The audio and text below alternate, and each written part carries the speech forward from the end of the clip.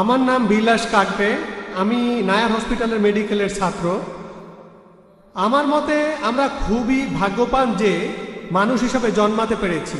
প্রাণী হিসাবে আমরা আলাদা, লক্ষ লক্ষ বছরের বিবর্তনের মাধ্যমেই এটা সম্ভব হয়েছে। তাই আপনার মতে আমাদের এই মূল্যবান জীবন কোন কাজে লাগানো উচিত? মানে আমাদের জীবনের সবচেয়ে গুরুত্বপূর্ণ কাজটা কি?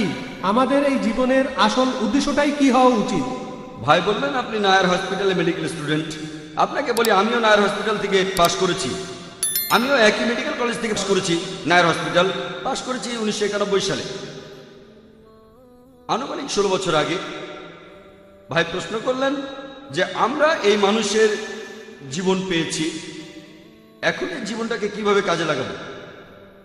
আল্লাহ পবিত্র কোরআনে বলেছেন, সূরা জারিয়াতের 56 নম্বর আয়াতে উল্লেখ করা হয়েছে, ওমা খালাকতুল জিন্না ওয়াল ইনসা ইল্লা লিয়াবুদুন। আমি সৃষ্টি করেছি জিন এবং মানুষকে শুধু আমার ইবাদতের জন্য। ইবাদত মানে তাকে মেনে চলা। তাই পৃথিবীতে আমাদের জন্য শ্রেষ্ঠ কর্তব্য আল্লাহ তাআলার নির্দেশগুলো মেনে চলা, যাতে শান্তিতে থাকতে পারি ইহকালে এবং পরকালে। মানুষ জাতির যিনি স্রষ্টা, তিনি প্রশ্নটা সঠিক উত্তর দিতে পারবেন। পবিত্র কোরআনে সূরা মুলকের 2 নম্বর আয়াতে উল্লেখ করা হয়েছে, আল্লাহ জি খালাকাল মাউতা ওয়াল হায়াতা। আল্লাহ তাআলাই সৃষ্টি করেছেন মৃত্যু এবং জীবন পরীক্ষা করার জন্য তোমাদের মধ্যে কর্মে কে উত্তম। পৃথিবীতে আমাদের এই জীবন, এটা পরকালের জন্য পরীক্ষা। আমরা সবাই পরীক্ষা দিচ্ছি। আর আপনি যদি আল্লাহ তাআলার আদেশগুলো মানেন আর তার কথা মতো যদি জীবনযাপন করেন আর শান্তি বজায় রাখেন, আল্লাহর কাছে নিজের ইচ্ছাকে সমর্পণ করে, তাহলে আপনি ইহকালেও সফল হবেন, পরকালেও সফল হবেন। আশা করি উত্তরটা পেয়েছেন। হ্যাঁ, কিন্তু আমরা যারা তরুণ, আমাদের কোন কাজটা করা উচিত? আচ্ছা, আপনারা কি করবেন?